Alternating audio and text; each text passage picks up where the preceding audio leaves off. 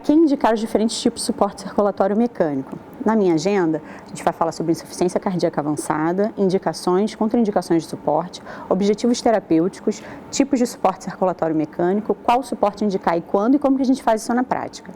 Então, a primeira pergunta, que é a pergunta da aula, para quem indicar suporte circulatório mecânico?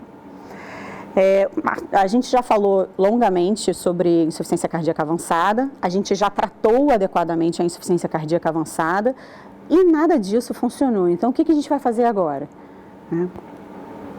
Nesse cenário, a gente busca lançar mão de algumas pistas para identificar os doentes que estão evoluindo mal dentro desse contexto de insuficiência cardíaca avançada. Existe um método mnemônico, I Need Help, que tenta ajudar um pouquinho o clínico que vai receber esses doentes descompensados. Uso de inotrópico, classe funcional avançada, 3B4, disfunção orgânica, como disfunção renal evolutiva, fração de ejeção baixa, choques pelo desfibrilador, mais de uma hospitalização no último ano, edema sistêmico ou pulmonar, a despeito de já estar usando diuréticos, hipotensão, taquicardia, já estar em uso de todas as medicações em sua dose otimizada para aquela realidade, ter feito uso de terapia de ressincronização quando indicado e nada disso funcionou.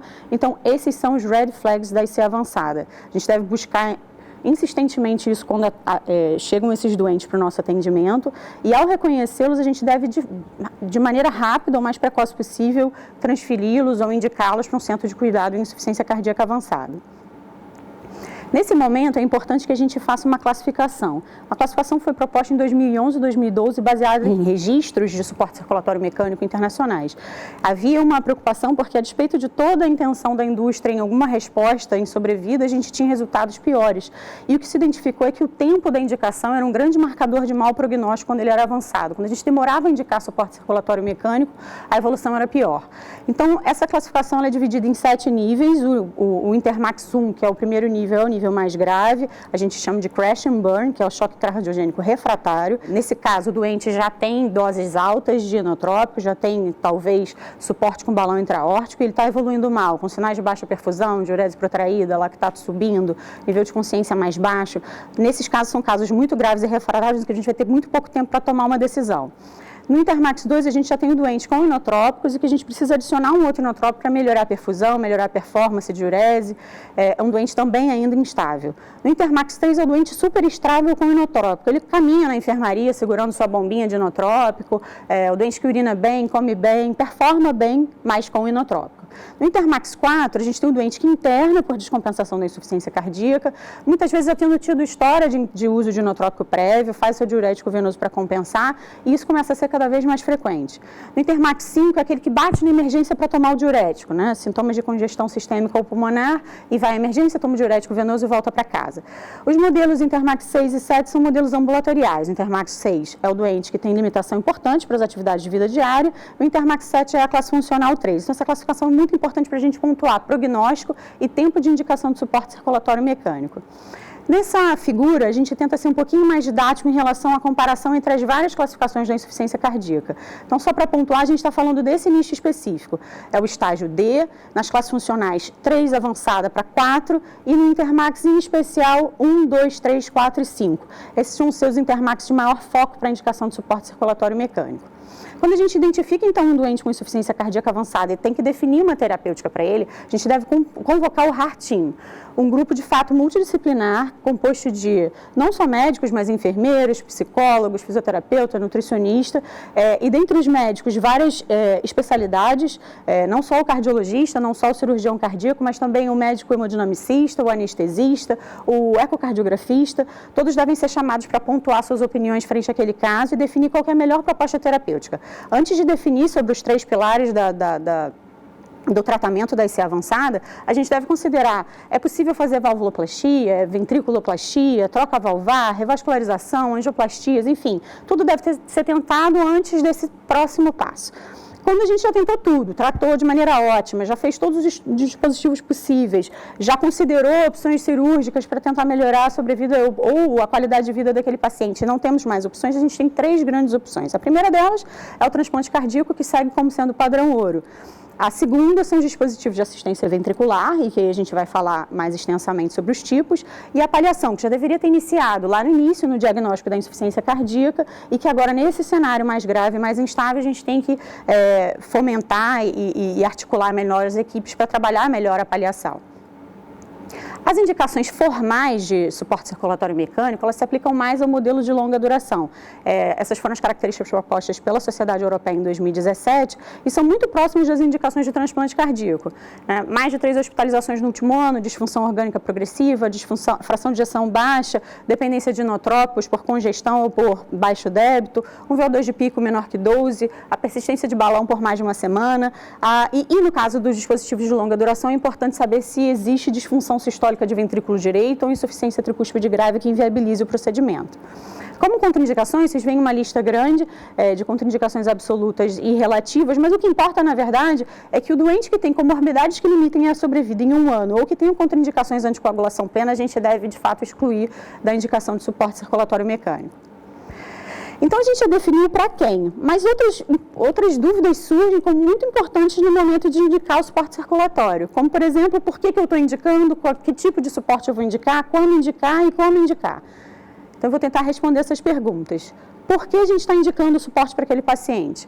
É muito importante no momento da decisão de indicar o suporte que a gente tenha muito claro e bem definido qual é o objetivo terapêutico daquele suporte, né? Eu tenho, na verdade, 5 grandes grupos de objetivos e a gente deve encaixar o paciente em algum desses para evitar indicações fúteis que vão só aumentar tempo de sofrimento do paciente e daquela família com custos elevadíssimos de internação. O primeiro objetivo terapêutico é a ponte para a decisão, como, por exemplo, um doente está no centro cirúrgico, não consegue sair de circulação extracorpórea por alguma complicação não esperada, ou até muitas vezes esperada, e você coloca o doente em suporte para pensar no próximo passo.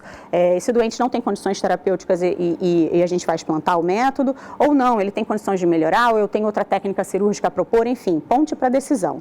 Segundo objetivo seria terapia de destino, né? Quando você tem um doente com contraindicações ao transplante, ou que não quer transplantar, por exemplo, e que vai botar um suporte de longa duração para levar sua vida com uma sobrevida hoje muito boa e muito próxima ao transplante cardíaco. São os modelos totalmente implantáveis, né? Ponte para recuperação são os doentes que têm um insulto cardíaco e que a gente acredita que no futuro próximo ele vai recuperar, né? Como, por exemplo, uma miocardite séptica, um Takotsubo, um infarto, que a gente acredita que depois de um período de stunning pós-revascularização esse doente vai recuperar a função. Você instala o suporte circulatório mecânico pensando já na possibilidade de explantar. E, por último, na ponte para se candidatar ao transplante. A gente encontra ainda hoje muitos doentes, por exemplo, que têm uma pressão de artéria pulmonar ou resistência vascular pulmonar, que são proibitivas ao transplante cardíaco isolado. Então, a gente instala o suporte circulatório de longa, em alguns meses a gente faz novas medidas da resistência vascular pulmonar e esse doente já pode se candidatar novamente, por exemplo. Então, definir os objetivos terapêuticos é muito importante. Qual tipo de suporte circulatório mecânico indicar? Então, a gente divide em 3 grandes grupos, o grupo de curta permanência, permanência intermediária e longa permanência, e aí a gente vai falar um pouquinho mais sobre cada um desses grupos. Nos dispositivos de curta permanência, eu escolhi os 3 modelos em que a gente tem um pouquinho mais de afeição e que usa mais na prática clínica.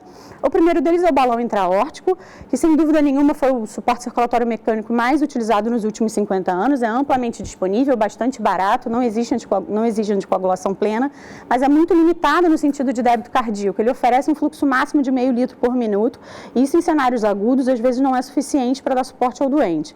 É um método de instalação simples, percutâneo, e tem indicações formais pelas grandes sociedades internacionais para instabilidade hemodinâmica com tratamento otimizado no pós-infarto, complicações mecânicas no perioperatório, choque cardiogênico de perioperatório e indisponibilidade de outros métodos de suporte circulatório mecânico no choque cardiogênico, que infelizmente ainda é a realidade de grande parte dos centros que recebem doentes com insuficiência cardíaca descompensada. Como segundo modelo de suporte circulatório de curta permanência, escolha a ECMO veno-arterial. Também um método de instalação prática e rápida, é muito versátil, tem múltiplas possibilidades de canulação, pode ser central, mas também pode ser periférico, que acaba sendo a maior utilidade para a gente no cenário mais instável. Permite não só oxigenar, né, porque é acoplado a uma membrana de oxigenação, mas também ultrafiltrar quando esse doente está muito mal distribuído, isso ajuda bastante. Eles são cada vez menores e isso facilita o transporte com maior facilidade, permitem fluxos de até 5 litros por minuto, 10 vezes mais do que o balão pode oferecer, mas diferente do balão, já requer anticoagulação plena. Tem muitas complicações, requer que o doente esteja imobilizado, muitos eventos isquêmicos e tromboembólicos, sangramento, edema pulmonar com distensão do VE, enfim, mas é um método que a gente usa muito no cenário de Intermax 1, Intermax 2 com doente mais instável, pela facilidade e disponibilidade desse método. Como terceiro método de curta permanência, tem o Impella. O Impella tem 4 tipos diferentes, também é um método de instalação percutânea em sua maioria, um dos métodos é mais cirúrgico, tem um tempo de instalação em geral curto, de 5 a 15 minutos, oferece um fluxo microaxial contínuo, é instalado através da válvula aórtica, a gente nota pela figura que o dispositivo, a ponta do dispositivo fica dentro do ventrículo esquerdo, mas passando por dentro da válvula aórtica. Um dos tipos de Impella é específico para o ventrículo direito. Nesse caso, a gente tem que ter muita atenção à anticoagulação. Os eventos embólicos são muito comuns, assim como os hemorrágicos, e exige uma imobilidade que, às vezes, limita o tempo de permanência desse método. Os dispositivos de permanência intermediária, escolho o que a gente, na verdade, tem mais prática, que é o Centrimag. O Centrimag é um modo de suporte circulatório mecânico absolutamente apaixonante, é muito seguro, permite um fluxo contínuo axial de até 10 litros por minuto, também é muito versátil em suas possibilidades de canulação, tem a possibilidade de canulação periférica, mas em geral a gente escolhe a canulação central para um doente um pouco mais estável, o Intermax 2 estável, o Intermax 3, pode ser acoplado também ao oxigenador e a membranas de ultrafiltração, quando necessário.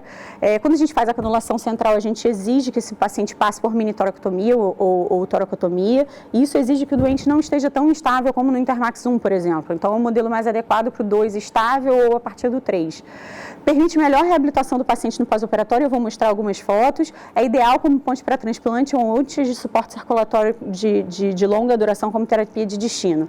Idealmente, ele oferece 4 a 6 semanas de suporte pelo fabricante, mas a gente tem cenários em que, às vezes, a gente exige até um pouco mais do método com boa tolerância.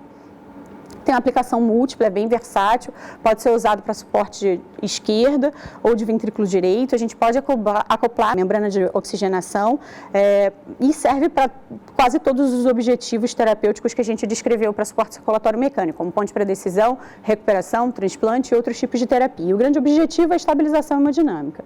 Trabalha com um mecanismo de levitação magnética em que o rotor, que está dentro do motorzinho do aparelho, ele fica suspenso por forças eletromagnéticas.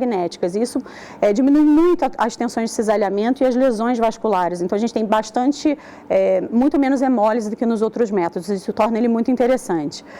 Os componentes são simples, tem um monitor, um console, um drive de bomba, um probe de fluxo e as cânulas. E aí, nessas figuras, eu mostro fotos bastante atuais, em que eu mostro um paciente reabilitando em Centrimag. A gente nota que o dispositivo não é tão complexo. O paciente pode sentar, pode andar, pode levantar, ele come melhor, ele fica bem nutrido, enfim, acordado, estubado. A gente nota no centro a foto do monitor. No monitor a gente seta as rotações por minuto que a gente deseja do aparelho e o fluxo vai depender da pré-carga e pós-carga, então a gente não seta o fluxo, a gente seta rotações. E na última figura a gente nota a curva da PAM, que eu fiz questão de trazer, que é uma curva mais flat, porque o fluxo é contínuo, então a gente não tem abertura de válvula aórtica em todos os ciclos. Os dispositivos de longa não são o escopo dessa aula especificamente, mas só para lembrar, HeartMate e Heartbird são os grandes modelos que a gente tem hoje e vão ser os esmiuçados mais à frente. Como indicar, é a próxima pergunta. Então, volta a classificação Intermax dentro daquela nossa lista de prioridades. Quando a gente tem um doente Intermax 1, a gente tem muita instabilidade, a gente tem horas para definir o método e, em geral, a gente vai lançar a mão da ECMO. O Intermax 2, o doente já está um pouco mais estável, mas ainda não totalmente confortável em uso de inotrópicos, então a gente precisa definir se vai ter possibilidade ou não de entrar no centro cirúrgico para fazer uma toracotomia, para implantar um Centrimag, por exemplo, então normalmente a gente lança a mão da ECMO também. Por Intermax 3, 4 e 5, a gente já pode lançar mão de métodos de longa duração, que a gente vai ter o doente mais estável e consegue até, muitas vezes, eletivar esse procedimento, que é o ideal. Como que a gente faz na prática clínica? Como que a gente indica? Nos doentes em Intermax 1, que a gente tem disfunção orgânica e hipoperfusão tecidual, a gente usa suporte circulatório de fácil e rápida instalação, porque o paciente está muito instável para a toracotomia. Então, a gente usa suporte de curta permanência, que em geral vão ser a ECMO ou Impella. No Intermax 2, a gente já prioriza a ressuscitação orgânica. A gente já pode lançar mão de um suporte de circulação circulatório mecânico de permanência intermediária, que o melhor modelo, o modelo mais usual, é o Centrimag. No Intermax 3 para frente, a gente já tem estabilidade clínica em uso de inotrópicos ou não, e a gente pode lançar mão de suporte circulatório mecânico de longa permanência, e HeartMate ou Heartware são os grandes modelos. Era isso, obrigada.